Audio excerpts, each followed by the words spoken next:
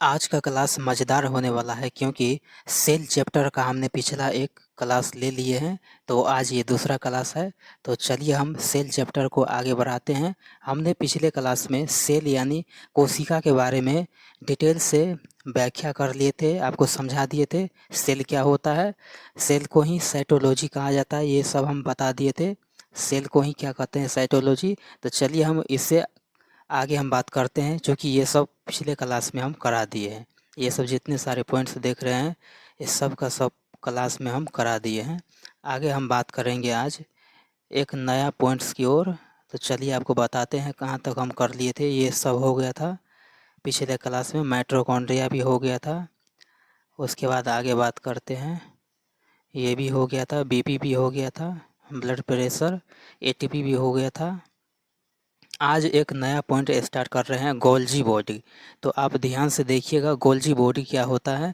तो Golgi body के बारे में आज अच्छा से व्याख्या करते हैं। तो देखिए, सबसे पहले गोल्जी बॉडी की बात करेंगे। तो गोल्जी बॉडी क्या होता है? तो गोल्जी बॉडी का काम होता है परिवहन का। गोल्जी बॉडी का काम होता है परिवहन का। जो सेल के अंदर जो गोल्जी बॉडी पाए जाते हैं, ये परिवहन का काम करते हैं। तो चलिए इसको देखते हैं। सबसे पहले गोल्जी बॉडी जो है एक क्या है, तो कोशिकांग है। गोल्जी बॉडी क्या है? एक कोशिकांग है। कोशिकांग का मतलब क्या? कोशिका का एक अंग है। कोशिकांग जहाँ पर भी देखने को मिलेगा तो समझ जाइएगा एक कोशिका क्या है, अंग है, जो कोशिका में बिखरे हुए प्रोटीन और लिपिड यानी वसा के अणुओं में बांध कर रखता है। गोल्जी बॉडी टीआरएनए की सहायता करता है। जो आरएनए टीआरएनए होता है, वो गोल्जी बॉडी क्या करता है, हेल्प करता है, क्योंकि टीआरएनए एक स्थानांतरण टीआरएनए है जो प्रोटीन अणुओं को लेकर जाता है।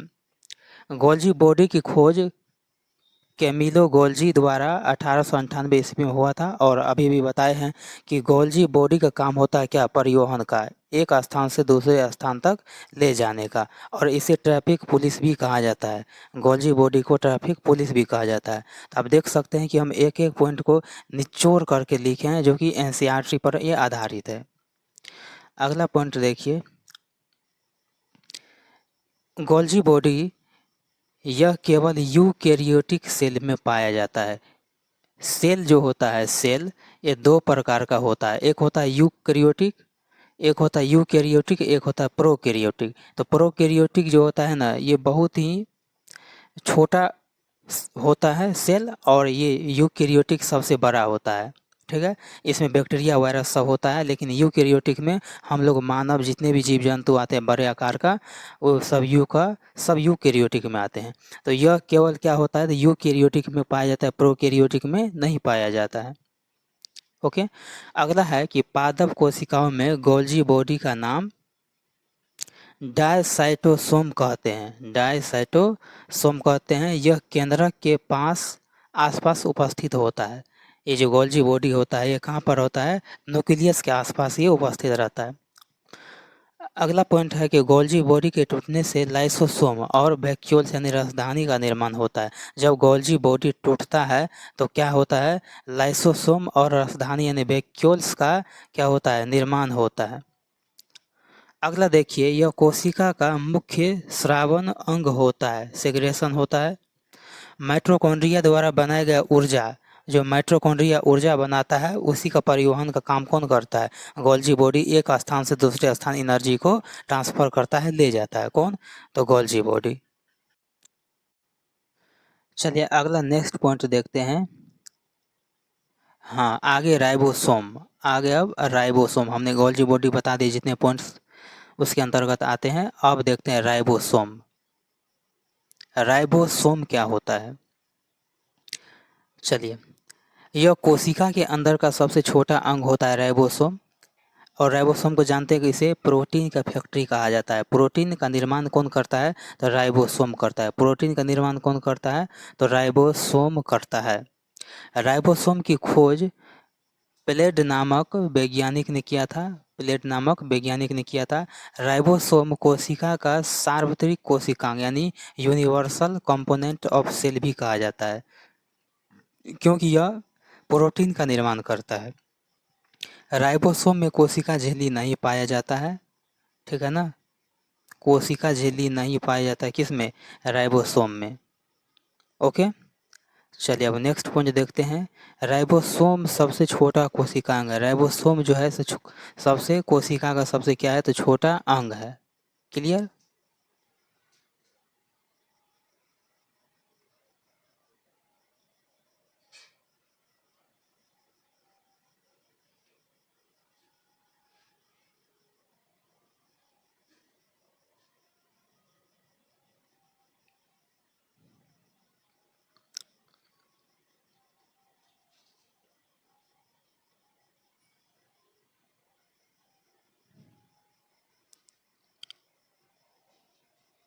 चलिए अब नेक्स्ट पॉइंट देखते हैं कि स्तनधारियों की एक कोशिका में 10 मिलियन राइबोसोम पाए जाते हैं। राइबोसोम दो प्रकार के होते हैं।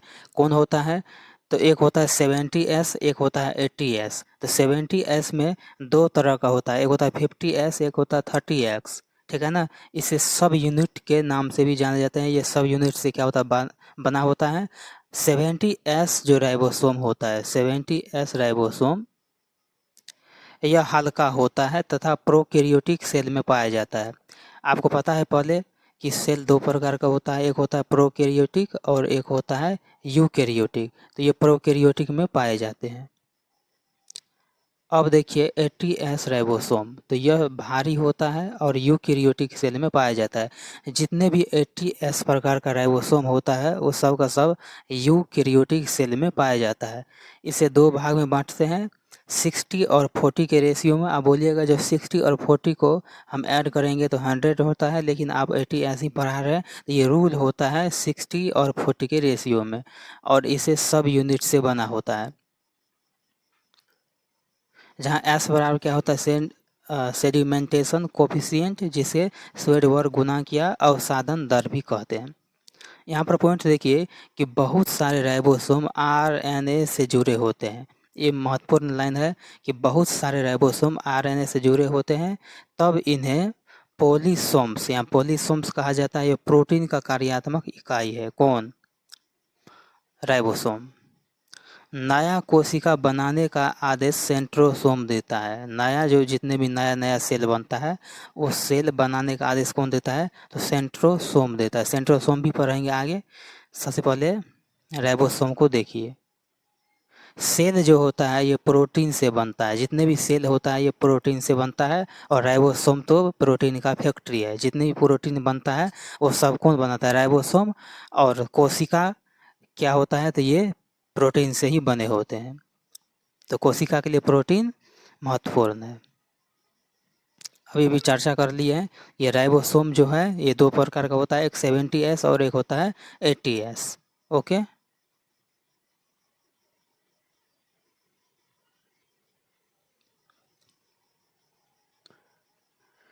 अब देखिए इसके अंदर क्या होता है। 70S के अंदर क्या होता है, जैसे खटमल हो गया, मच्छर हो गया, वायरस हो गया, कोरोना वायरस जो होता है, मतलब छोटे छोटे जो खटमल कीट जो होते हैं ना, वो सब 70S में आते हैं। और 80S में मानव, गाय, हाथी ये सब आते हैं।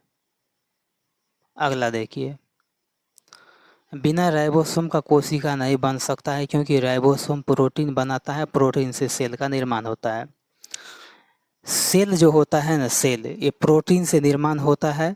तो बिना, आप बताइए कि प्रोटीन को कौन बनाता है? प्रोटीन को कौन बनाता है तो बोलिएगा राइबोसोम बनाता है। जब राइबोसोम ही नहीं रहेगा तो ना ही प्रोटीन बनेगा। जब प्रोटीन बनेगा तो क्या होगा? सेल भी नहीं बनेगा। तो यानी सेल के निर्माण के लिए क्या जरूरी है? राइबोसोम। अगला देखिए सेंट्रोसोम।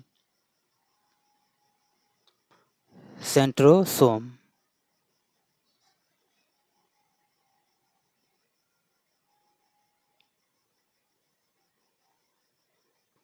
ये सेंट्रोसोम क्या होता है? तो यह कोशिका विभाजन करता है। सेल डिवीजन कौन करता है तो सेंट्रोसोम ही करता है। यह मस्तिष्क में नहीं पाया जाता, क्योंकि मस्तिष्क में क्या होता है? सेल डिवीजन नहीं होता है, जिस कारण तंत्रिका कोशिका में विभाजन नहीं होता है। यह केवल जंतु कोशिका में पाया जाता है। पादप कोशिका में कोशिका विभाजन सेल प्लेट के द्वारा होता है। पौधा में जो होता है कोशिका का विभाजन किससे होता है तो सेल प्लेट के द्वारा होता है। सेंट्रोसोम की खोज जो है वान ब्रेडन ने 1883 में किया है। उसके बाद थियोडोर और बोवरी ने 1888 में इसका नामकरण किया है। महत्वपूर्ण पॉइंट है, याद रखना होगा। यह केंद्र के पास स्थित होता है। इसमें 2 सेंट्रियोल होता है। पेरीसेंट्रियोलर सामग्री जिसे पीसीएम से घिरे होते हैं। इसका संरचना बात करेंगे तो यह बेलनाकार सेंट्रियोल से बना होता है जो एक दूसरे के लंबवत यानी समकोण पर होता है। अगर इसका स्थान की हम बात करेंगे तो यह केंद्र के पास साइटोप्लाज्म यानी कोशिका द्रव में पाया जाता है। कोशिका द्रव में पाया जाता है। इसका कार्य देख लीजिए राइबोसोम का, सॉरी सेंट्रोसोम का। कोशिका विभाजन यानी माइटोसिस के समय ये विपरीत ध्रुवों पर चले जाते हैं और स्पिंडल फाइबर का निर्माण कर गुणसूत्र यानी क्रोमोसोम को अलग करने में सहायता करता है, हेल्प करता है। ओके, चलिए अब नेक्स्ट पॉइंट देखिए। यह जंतु कोशिका में मुख्य रूप से पाया जाता है। अधिकांश उच्च पौधों की सेल में यह अनुपस्थित होता है। जितने भी बड़े पौधा होता है उसमें क्या होता है, तो यह नहीं पाया जाता है। ओके, चलिए अब नेक्स्ट पॉइंट को देखिए। नेक्स्ट पॉइंट है कि यह कोशिका के मुख्य माइक्रोट्यूब्यूल ऑर्गेनाइजिंग सेंटर के रूप में कार्य करता है, जिसको एमटीओसी कहा जाता है। अब देखिए नया नेक्स्ट पॉइंट देखिए, रसधानी जिसको वैक्यूल्स के नाम से जानते हैं। रसधानी जिसे वैक्यूल्स के नाम से जानते हैं। रसधानी क्या होता है, तो किसी कोशिका में खाली पड़े स्थान को रसधानी कहते हैं। जैसे मान लीजिए कि ये सेल है और सेल में मान लीजिए माइटोकॉन्ड्रिया है, ये राइबोसोम है। ओके, तो यहाँ पर मान लीजिए जो भी खाली जगह होता है ना, उसी को क्या कहते हैं, वैक्यूल्स कहते हैं, रसधानी कहते हैं। आपातकाल स्थिति में रसधानी जल, खनिज, पोषक तत्वों का स्टोर करता है, संग्रह करता है। यह जंतुओं में छोटा होता है लेकिन पादप में बड़ा होता है। पेड़ पौधा में ज़्यादा पानी की ज़रूरत होता है तो उसमें रसधानी ज़्यादा होता है। अगला पॉइंट देखिए, रसधानी को सबसे पहले एस्पलांजी के द्वारा प्रोटोजोआ में देखा गया। रसधानी यानी वैक्यूल शब्द दुजार्दीन द्वारा दिया गया था। पादप सेल में रसधानियों को सबसे पहले स्वान के द्वारा देखा गया था। ओके, अगला है कि रसधानी एक झिल्ली से घिरी हुई संरचना है जिसे हम टोनोप्लास्ट कहा जाता है। रसधानी ठोस अथवा तरल पदार्थों की संग्राहक थैलियाँ है और कोशिका का स्टोर रूम रसधानी होता है। सेल का स्टोर रूम क्या होता है, रसधानी होता है। रसधानी में पानी और पोषक तत्व स्टोर रहता है। जितने भी न्यूट्रिएंट्स होते हैं सब कहाँ रहता है, रसधानी में स्टोर होता है। अगला देखिए एंडोप्लाज्मिक रेटिकुलम जिसको अंतःप्रदत्व जालिका कहते हैं। ये महत्वपूर्ण है। अंतःप्रदत्व जालिका जिसको बोलते हैं एंडोप्लाज्मिक रेटिकुलम। यह झिल्लियों का एक जाल होता है जो केंद्रक झिल्ली और कोशिका झिल्ली के बीच होता है। यह कोशिका के अंदर से आंतरिक सहायता देता है, अतः कोशिका का आंतरिक कंकाल कहा जाता है। यह 2 प्रकार के होते हैं। पहला होता है स्मूथ यानी चिकनी एंडोप्लाज्मिक रेटिकुलम। यह कार्बोहाइड्रेट और फैट का निर्माण करता है, जिसे चर्बी कहा जाता है, फैट को। यह कोशिका झिल्ली के आसपास कम अस्थायी रहता है। दूसरा होता है खुरदुरी जिसको एंडोप्लाज्मिक रेटिकुलम रफ जिसको कहते हैं। एक होता है चिकनी एंडोप्लाज्मिक रेटिकुलम और दूसरा होता है खुरदुरी एंडोप्लाज्मिक रेटिकुलम। इस पर राइबोसोम होता है। खुरदुरी पर क्या होता है, राइबोसोम होता है। यह प्रोटीन का निर्माण करता है, कौन सा, तो 80S राइबोसोम। यह केंद्रक के आसपास अधिक अस्थायी रहता है। कोशिका का स्टोर रूम कहा जाता है। पानी रहता है किसमें, रसधानी में। अगला नोट देखिए कि माइटोकॉन्ड्रिया पचकने से बचने और सोचने के लिए क्रिस्टी नामक दीवार तथा डीएनए रखा रहता है। अपना प्रोटीन बनाने के लिए राइबोसोम 70S रखा रहता है। जो माइटोकॉन्ड्रिया है ना, ये अपना खुद का प्रोटीन बनाने के लिए 70S का राइबोसोम रखे रहता है पहले से। डीएनए यानी दिमाग, ब्रेन की क्षमता होता है। अगला है, यह कोशिका के बीच में रहता है तथा कोशिका के अंदर पिलर का काम करता है तथा कोशिका को पचकने नहीं देता है। ओके।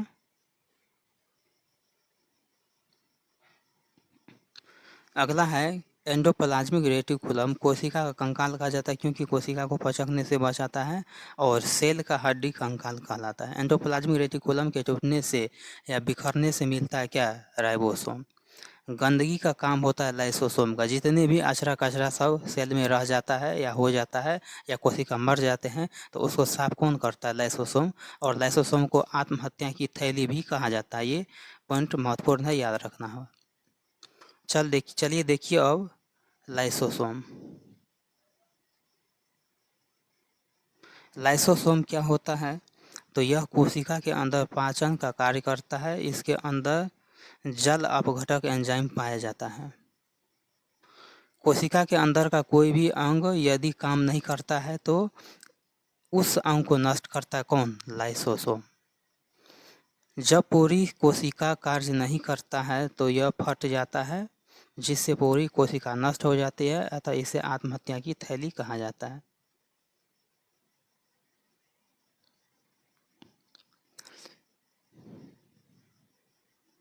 इसकी खोज डी डुबे ने किया है। लाइसोसोम का खोज किसने किया है? तो डी डुबे ने किया है। आरबीसी के अंदर लाइसोसोम नहीं पाया जाता है, अतः आरबीसी के मरने के बाद एस्पिलिन यानी पीलिया यानी तिल्ली में पाया जाता है, जिस कारण एस्पिलिन को आरबीसी का क्या कहा जाता है? कब्र कहा जाता है। लाइसोसोम सफाई का काम करता है, सभी गंदगी को अपनी ओर खींच लेता है। इसके अंदर लाइकोलाइटिक एंजाइम पाया जाता है जिसे जल अपघटक एंजाइम कहते हैं। यह हाई पावर का होता है, इसलिए इसे लाइसोसोम को आत्महत्या की थैली कहा जाता है। अगला नेक्स्ट पॉइंट देखिए, केंद्रक जिसे न्यूक्लियस बोलते हैं। यह भी महत्वपूर्ण है सेल का, क्योंकि सेल का दिमाग केंद्रक को ही कहा जाता है। कोशिका का दिमाग केंद्रक को ही कहा जाता है। तो केंद्रक का खोज किसने किया है? तो रॉबर्ट ब्राउन ने किया है। यह कोशिका को कंट्रोल करता है, क्योंकि इसका ब्रेन कहा जाता है। इसे कोशिका क्या कहा जाता है? दिमाग कहा जाता है। इसमें 80% प्रोटीन पाया जाता है। केंद्रक किसी भी सेल में सबसे बड़ा कोशिकांग होता है। केंद्रक जो होता है ना, किसी भी सेल का सबसे बड़ा कोशिकांग मतलब कोशिका का अंग होता है। चलिए नेक्स्ट पॉइंट को देखते हैं। इंसानों में लाल रुधिर कोशिका को बिना दिमाग वाली कोशिका कहा जाता है। इसमें केंद्रक नहीं पाया जाता है, यानी आरबीसी में केंद्रक नहीं पाया जाता है, न्यूक्लियस नहीं पाया जाता है। पादपों में सब कोशिका को बिना दिमाग वाला कोशिका कहा जाता है तथा इसमें केंद्रक अनुपस्थित होता है। केंद्रक का अध्ययन करना क्रायोलॉजी कहलाता है। कोशिका के अंदर जिसे कंट्रोल की कोई आवश्यकता नहीं होती उसे माइटोकॉन्ड्रिया है, क्योंकि इसके पास अपना डीएनए और राइबोसोम 70S होता है, क्योंकि इन्फॉर्मेशन डीएनए में होता है। पूरे सेल का कंट्रोल कौन करता है? तो केंद्रक करता है, क्योंकि पूरे सेल का डीएनए केंद्रक के पास होता है। अगर सेंट्रोसोम काम करना बंद कर दे तो न्यूक्लियस आदेश लाइसोसोम को देगा, तो लाइसोसोम गलाकर पूरे सेल को क्या करेगा? मार देगा। अगर सेंट्रोसोम जो है काम करना बंद कर देगा तो केंद्रक क्या करेगा? लाइसोसोम का आदेश देगा और सबको क्या करेगा? पूरा सेल को मार देगा। मृत सेल को नेप्रोसिस कहा जाता है। मृत कोशिका को नेप्रोसिस कहा जाता है। ये महत्वपूर्ण पॉइंट है, इसे याद रखना होगा। ओके, चलिए नेक्स्ट पॉइंट देखते हैं। अगला पॉइंट है कि केंद्रक में धागे नुमा जैसी संरचना दिखाई देता है। जब इसे धागे को जूम किया जाता है तो पाया जाता है कि धागा क्रोमोसोम दिखाई दिया है। अगला पॉइंट है कि केंद्रक के अंदर क्रोमोसोम पाया जाता है। सभी इन्फॉर्मेशन क्रोमोसोम में छुपा होता है। यह क्रोमोसोम की संख्या 46 होता है, जो कि 23 जोड़ा क्रोमोसोम होता है। अगला देखिए, केंद्रक को देखिएगा रिकैप में। तो यहाँ पर देख लीजिए, मान लीजिए कि ये क्या है, ये एक सेल है। इस सेल में माइटोकॉन्ड्रिया है, गोल्जी बॉडी है, वैक्यूल्स है, सेंट्रोसोम है, एंडोप्लाज्मिक रेटिकुलम है, लाइसोसोम है और एटीएस का राइबोसोम है। ठीक है। जब इसे जूम किया गया, जब इस कोशिका को जूम किया गया, इस न्यूक्लियस को जूम किया गया, तो यहाँ पर देखिए कुछ इस तरह से क्रोमोसोम दिखाई दिया, कुछ इस तरह से क्रोमोसोम दिखाई दिया। और इस क्रोमोसोम का अगर इस भाग को अगर जूम किया गया तो यहाँ पर क्या हुआ, तो डीएनए प्राप्त हुआ। और जब इसे भी अलग से जूम किया गया कुछ इस तरह से, तो क्या हुआ, तो इसमें जीन प्राप्त हुआ। यानी इसको क्या कहते हैं, तो जीन कहा जाता है इस भाग को। जीन को ही क्या कहते हैं, न्यूक्लियोटाइड कहते हैं, इसको याद रखना होगा। जब न्यूक्लियस को जूम किया गया तो क्रोमोसोम की क्या हुआ, प्राप्ति हुआ। यानी नाभिक बोल देते हैं बार बार, केंद्रक को जूम करने पर क्या होता है, क्रोमोसोम का प्राप्ति होता है। अगला देखिए महत्वपूर्ण पॉइंट है, जब क्रोमोसोम प्राप्त हुआ तो सेल का पूरा डीएनए इसमें क्रोमोसोम में चला गया और डीएनए निर्णय लेंगे कि कोई वस्तु कैसे बनाना है। अगर कोई भी वस्तु को कैसे बनाना है तो कौन निर्णय लेता है, तो डीएनए ही निर्णय लेता है कैसे बनाना, इसका साइज, शेप, आकार जितने भी होता है। तो डीएनए का खोज किसने किया था, तो वाटसन एंड क्रिक ने किया था। ये हर एक एग्जाम में पूछे जाते हैं। सारा इन्फॉर्मेशन जीन के पास होता है, जिसे न्यूक्लियोटाइड कहा था। जीन को न्यूक्लियोटाइड भी कहा जाता है, इसे आपको याद रखना होगा। देख रहे हैं ना, एक एक पॉइंट को हम हाईलाइट करके रखे हैं। जब वाटसन एंड क्रिक ने क्रोमोसोम को एक भाग को खींचकर छल्ला जैसा बड़ा किया तो देखा कि वह क्या है, डीएनए है। क्रोमोसोम तो बाहर का खोखला हिस्सा है, मेन भाग अंदर भाग में डीएनए भरा होता है। यानी क्रोमोसोम के अंदर में क्या होता है, डीएनए होता है। इसलिए सभी इन्फॉर्मेशन डीएनए के पास होता है। अगला देखिए, दुनिया का सभी वस्तु, चीज़ें जैसे जानवर, शरीर, मानव शरीर का बनावट, पेड़ पौधा, ये कैसे बनता है, तो ये कैसे बनता है, डीएनए के दिमाग से बनता है। यानी जैसा डीएनए दीजिएगा वैसा ही क्या होगा, वस्तु का निर्माण होगा। जब डीएनए को जूम किया गया तो पाया गया कि वह क्या है, जीन। अब बताइए जीन का निर्माण कैसे हुआ, तो डीएनए को जूम करके। अब तो सभी डीएनए जीन के पास हो गया, जितने भी डीएनए है किसके पास हो गया, जीन के पास हो गया। अतः हम कह सकते हैं कि कौन कैसे बना होता है, तो क्रोमोसोम जो होता है ना, ये केंद्रक से बना होता है। डीएनए क्रोमोसोम से बना होता है, जीन तो डीएनए से बना होता है। ओके। अगला देखिए, जीन कई चीज़ों से मिलकर बना होता है। जब इसे जूम किया गया तो पाया गया कि इस जीन के अंदर तो जो पदार्थ है उसे न्यूक्लियोटाइड कहा गया। इसे निकालकर चेंज भी कर सकते हैं, न्यूक्लियोटाइड को चेंज भी कर सकते हैं, और यही सारा इन्फॉर्मेशन रखे रहता है। जैसे कि आँख 2 ही रखना है, उंगली 5 ही रखना है और पैर 2 ही रखना है। अगला देखिए नेक्स्ट पॉइंट, जब जीन को मॉडिफाई किया गया तो पाया गया कि कई प्रकार के नए वस्तु का निर्माण किया गया। पेड़ पौधों में सब्जी की किस्म को बदला गया, जानवर में मुर्गा आदि का दिमाग को बदला गया, जिसे जीन को मॉडिफिकेशन कहा जाता है। दुनिया के सभी वस्तु जैसे मानव, जानवर, पेड़ पौधा आदि डीएनए चेंज यानी जीन को चेंज करके नए नस्ल की किस्म का बीज का निर्माण किया गया। बट मानव को जेनेटिकली मॉडिफाई का अलाउ नहीं है, यानी मानव में जितने भी जीन है उसको बदलने का अलाउ नहीं है। ओके, बहुत पॉइंट है, देखिए ना, सारा इन्फॉर्मेशन जीन के पास है, लेकिन गलती से भी कोई सूचना चेंज हो गया तो आदमी का पैदा होगा, बच्चा भी चेंज होगा। अगर स्वस्थ बच्चा पैदा होता है तो माता पिता का सारा डीएनए जीन इकट्ठा किया है या करके ही स्वस्थ बच्चे का जन्म होता है। ओके, कभी कभी माता पिता का मैचिंग के समय कोई भी जीन मैच नहीं करता है तो बच्चा का शरीर बनावट में चेंज देखने को मिलता है, कभी कभी 6 उंगलियां भी निकल जाता है। कोशिका का ब्रेन केंद्रक को कहा जाता है।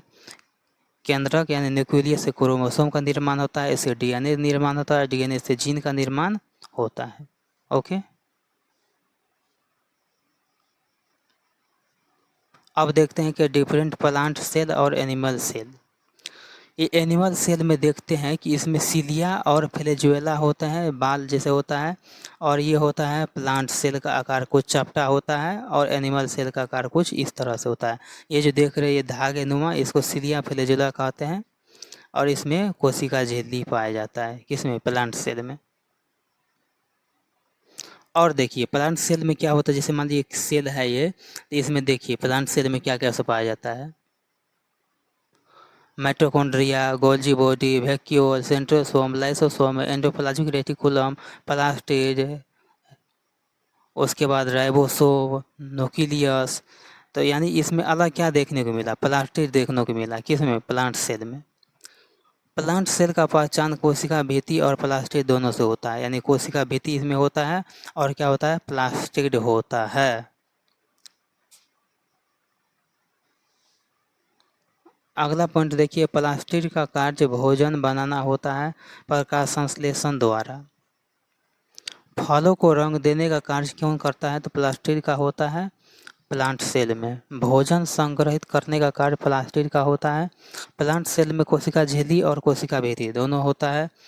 छोटा बाल एनिमल सेल में सिलिया और बड़ा बाल जो होता है फ्लैजुएला से होता है। सेल के अंदर माइक्रोस्कोप से देखने पर पता चलता है। जब सेल को माइक्रोस्कोप से देखा जाता है तब क्या होता है? सिलिया और फ्लैजुएला देखने को मिलता है। नेक्स्ट पॉइंट, प्लांट सेल स्वपोषी होता है क्योंकि प्लांट सेल में प्लास्टिड पाया जाता है और अपना भोजन खुद निर्माण करता है। ओके, तो चलिए अब हम इस क्लास को यहीं पर समाप्त करते हैं, क्योंकि इसमें बहुत सारा पॉइंट्स है। देखिए यहाँ पर बहुत सारा पॉइंट्स है, बहुत पॉइंट है, देख लीजिए बहुत सारा पॉइंट्स है। आप देख कर भी पता लगा सकते हैं कि कितने सारे पॉइंट्स है। तो ये सारे जितने भी पॉइंट्स है इस अगले वीडियो में इस सारे पॉइंट्स को हम कवर करा देंगे। तब तक ये वीडियो को अंत तक देखिएगा। वीडियो अच्छा लगे तो लाइक सब्सक्राइब ज़रूर कीजिएगा, और अगर आप ये फ्री में नोट्स लेना चाहते हैं तो हमको मैसेज ज़रूर कीजिएगा, आपको फ्री में ये नोट्स हम प्रोवाइड करा देंगे। तब तक वीडियो को देखते रहिएगा और इसका रिविज़न भी करते रहिएगा। थैंक यू इस वीडियो को देखने के लिए।